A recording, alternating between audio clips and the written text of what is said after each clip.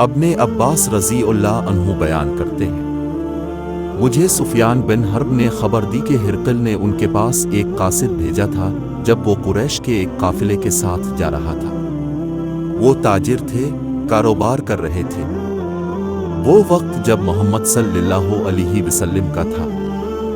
چنانچہ ابو سفیان اور ان کے ساتھی الیاس یروشلم میں ہرقل کے پاس گئے۔ ہرقل نے انہیں عدالت میں بلایا۔ اس کے پاس سب کچھ تھا، اس کے ارد گرد سینئر رومن معززین۔ اس نے اپنے مترجم کو بلایا جو ترجمہ کر رہا تھا۔ ہرقل نے سوال میں ان سے پوچھا، کون اب میں سے اس آدمی سے گہرا تعلق رکھتا ہے جو نبی ہونے کا دعویٰ کرتا ہے؟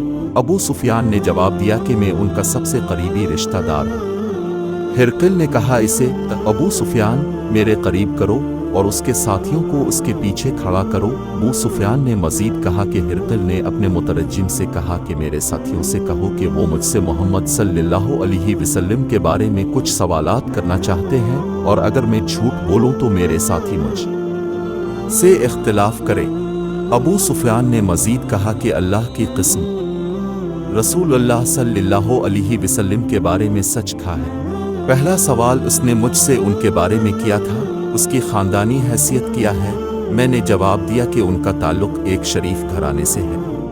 ہرقل نے مزید پوچھا کہ تم میں سے کسی اور نے کبھی پہلے ایسا دعویٰ کیا ہے؟ میں نے جواب دیا نہیں۔ اس نے پوچھا، کیا ان کے آبا و اجداد میں سے کوئی بادشاہ تھا؟ میں نے جواب دیا نہیں۔ ہرقل نے پوچھا، کیا رئیسہ غریب اس کی پیروی کرتے ہیں؟ میں نے جواب دیا، فقیر ہی ان کی پیروی کرتا ہے۔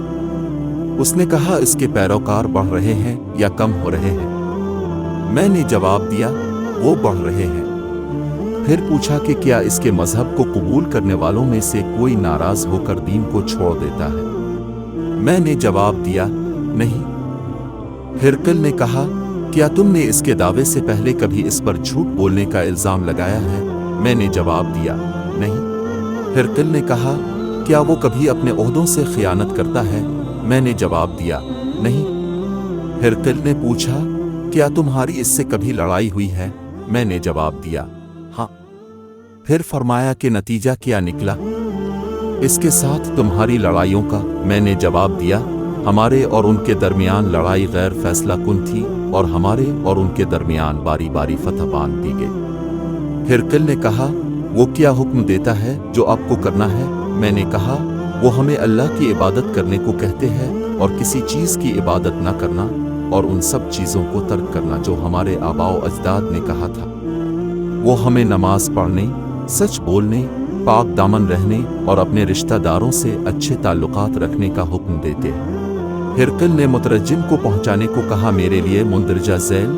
میں نے اب سے اس کے بارے میں پوچھا خاندان، اور اب کا جواب تھا کہ وہ اب میں سے ایک شریف خاندان سے تعلق رکھتا ہے۔ در حقیقت تمام رسول شریف خاندانوں سے آتے ہیں۔ میں نے اب سے سوال کیا کہ کیا کوئی اور ہے آپ کے درمیان ایسی چیز کا دعویٰ کرنے والا؟ اب کا جواب نہیں میں تھا۔ اگر جواب اس بات میں ہوتا تو میں سمجھتا کہ یہ شخص پچھلے آدمی کے قول پر عمل کر رہا ہے۔ پھر میں نے تم سے پوچھا کہ کیا ان کے آبا و اجداد میں سے کوئی بادشاہ تھا؟ آپ کا جواب نہیں میں تھا، اور اگر اس بات میں ہوتا تو میں یہی سوچتا یہ شخص اپنا آبائی وطن واپس لینا چاہتا۔ میں نے مزید پوچھا کہ کیا وہ اس پر پہلے کبھی جھوٹ بولنے کا الزام لگایا، اور آپ کا جواب نہیں میں تھا۔ تو میں نے سوچا کہ جو شخص ایسا نہیں کرتا وہ دوسروں کے بارے میں جھوٹ کیسے بول سکتا ہے، اور اللہ کے بارے میں کبھی بھی جھوٹ بول نہیں سکتا ہے۔ میں نے پھر اب سے پوچھا کہ کیا امیر لوگ اس کی پیروی کرتے ہیں یا غریب؟ تم نے جواب دیا کہ غریبوں نے ہی اس کی پیروی کی، اسے اور در حقیقت یہ رسولوں کے پیرو ہیں۔ پھر میں نے اب سے پوچھا کہ اب کے پیروکار بڑھ رہے ہیں یا کم ہو رہے ہیں؟ آپ نے جواب دیا کہ ان میں اضافہ ہو رہا ہے، اور در حقیقت یہی ایمان کا طریقہ ہے، یہاں تک کہ ہر لحاظ سے مکمل ہو گیا۔ میں نے اب سے مزید پوچھا کہ کیا وہاں تھا کوئی بھی شخص جو اپنے مذہب کو قبول کرنے کے بعد ناراض ہو گیا اور اسے چھوڑ دیا؟ آپ کا جواب نہیں میں تھا، اور در حقیقت یہی سچا ایمان ہے جب اس کی لذت دلوں میں داخل ہو جاتی ہے اور ان میں پوری طرح گھل مل جاتی ہے۔ میں نے تم سے پوچھا کہ کیا اس نے کبھی خیانت کی ہے؟ آپ نے نہیں میں جواب دیا، اور اسی طرح رسولوں نے کبھی خیانت نہیں کی۔ پھر میں نے آپ سے پوچھا کہ اس نے آپ کو کیا حکم دیا؟ آپ نے جواب دیا کہ اس نے آپ کو صرف اللہ کی عبادت کرنے اور اس کے ساتھ کسی چیز کی عبادت نہ کرنے کا حکم دیا ہے، اور آپ کو بتوں کی پرستش سے منع کیا ہے، اور آپ کو نماز پڑھنے، سچ بولنے اور پاک دامن رہنے کا حکم دیا ہے۔ اگر تم نے جو کہا وہ سچ ہے تو وہ بہت جلد اس جگہ پر قابض ہو جائے گا، اور مجھے صحیفوں سے معلوم تھا کہ وہ ظاہر ہونے والا ہے، لیکن میں نہیں جانتا تھا کہ وہ تم میں سے ہوگا، اور اگر مجھے یقین ہے کہ میں اس تک پہنچوں گا فوراً اس سے ملنے جاؤں گا، اور اگر میں اس کے ساتھ ہوتا تو اس کے پاؤں ضرور دھوتا۔ اس کے بعد ہرقل نے اللہ کے رسول کا خط طلب کیا جو دھا نے بصرہ کے گورنر کو بھیجا تھا، جس نے اسے پڑھنے کے لیے ہرقل کو بھیج دیا۔ خط کے مندرجات درج ذیل تھے: اللہ کے نام سے جو بڑا مہربان ہے، سب سے زیادہ رحم کرنے والا۔ یہ خط محمد کی طرف سے ہے، اللہ کے رسول اور بندے بازنطینیوں کا حکمران ہرقل۔ سلامتی ہو اس پر جو سیدھی راہ پر چلے۔ اس کے بعد میں تمہیں اسلام کی دعوت دیتا ہوں، اور اگر تم مسلمان ہو جاؤ تو محفوظ رہو گے، اور اللہ تعالیٰ تمہارا اجر دگنا کر دے گا۔ اور اگر تم نے اسلام کی اس دعوت کو ٹھکرا دیا تو تم اپنے اریسیوں، کسانوں کو گمراہ کر کے گناہ کے مرتکب ہوگے۔ اور میں آپ کو اللہ کا فرمان سناتا ہوں، یہ اہل کتاب یہودی اور عیسائی ایک لفظ کی طرف آتے ہیں جو کہ منصفانہ ہے، ہمارے اور تمہارے درمیان کہ ہم کسی کی عبادت نہیں کرتے اللہ کے سوا، اور یہ کہ ہم کسی کو شریک نہیں کرتے اس کے ساتھ، اور یہ کہ ہم میں سے کوئی اللہ کے سوا کسی کو رب نہ بنائے۔ پھر اگر وہ روگردانی کریں تو کہہ دو گواہ رہو کہ ہم مسلمان ہیں۔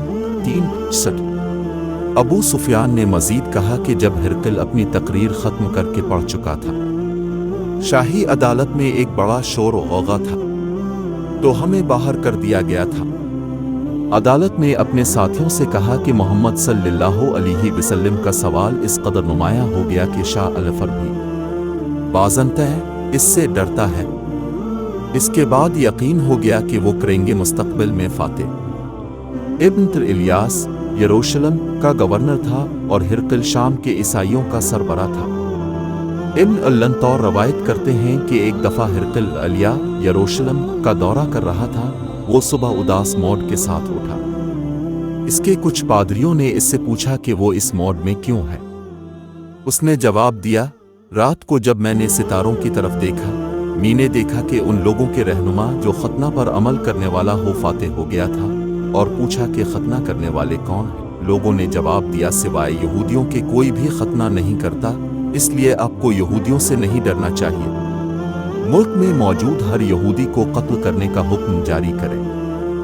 جب وہ اس پر بحث کر رہے تھے، ایک رسول غسان کے بادشاہ نے پیغام پہنچانے کے لیے بھیجا تھا۔ ہرقل کے لیے محمد صلی اللہ علیہ وسلم کی خبر لایا تھا۔ خبر سن کر ہرقل نے لوگوں کو حکم دیا کہ جا کر دیکھیں کہ غسان کے قاصد کا ختنہ ہوا ہے یا نہیں۔ لوگوں نے اسے دیکھ کر ہرقل سے کہا کہ اس کا ختنہ ہوا ہے۔ ہرقل نے اس سے عربوں کے بارے میں پوچھا۔ قاصد نے جواب دیا کہ عرب بھی ختنہ کرتے ہیں۔ یہ سن کر ہرقل نے کہا کہ اس عرب کی بادشاہت ظاہر ہو گئی ہے۔ پھر ہرقل نے ایک خط لکھا روم کا دوست جو علم میں ہرقل کی طرح اچھا تھا۔ ہرقل اس کے بعد حمص کی طرف روانہ ہوا اور وہیں رہا۔ اسے اس کے دوست کی طرف سے اس کے خط کا جواب موصول ہو گیا جو اس کے ساتھ نبی صلی اللہ علیہ وسلم کے ظہور اور اس حقیقت کے بارے میں متفق ہے کہ وہ واقعی نبی ہے۔ اس پر ہرقل نے بازنطینیوں کے تمام سربراہان کو حمص میں اپنے محل میں جمع ہونے کی دعوت دی۔ جب وہ جمع ہوئے تو اس نے حکم دیا کہ اس کے محل کے تمام دروازے بند کر دیے جائیں۔ پھر باہر آئے اور کہا کہ اے بازنطینیوں، اگر کامیابی تمہاری خواہش ہے اور اگر تم صحیح رہنمائی چاہتے ہو اور تمہاری سلطنت قائم رکھنا چاہتے ہو تو اس نبی کی بیعت کرو، یعنی اسلام قبول کرو۔ ہرقل کے خیالات سن کر لوگ اونجروں کی طرح محل کے دروازوں کی طرف بھاگے، لیکن دروازے بند پائے۔ ہرقل کو ان کی اسلام سے نفرت کا احساس ہوا، اور جب وہ ان کے اسلام قبول کرنے کی امید کھو بیٹھا تو اس نے حکم دیا، انہیں میرے پاس واپس لاؤ۔ جب وہ واپس آئے تو اس نے کہا، جو میں نے پہلے ہی کہا تھا وہ صرف تمہارے یقین کی مضبوطی کو جانچنے کے لیے تھا، اور میں نے اسے دیکھا ہے۔ لوگ اس کے سامنے نیچے کی طرف منہ کر کے اس سے خوش ہو گئے، اور یہ اس کے ایمان کے سلسلے میں ہرقل کی کہانی کا اختتام تھا، اور وہ اسلام کی طرف واپس آ گیا۔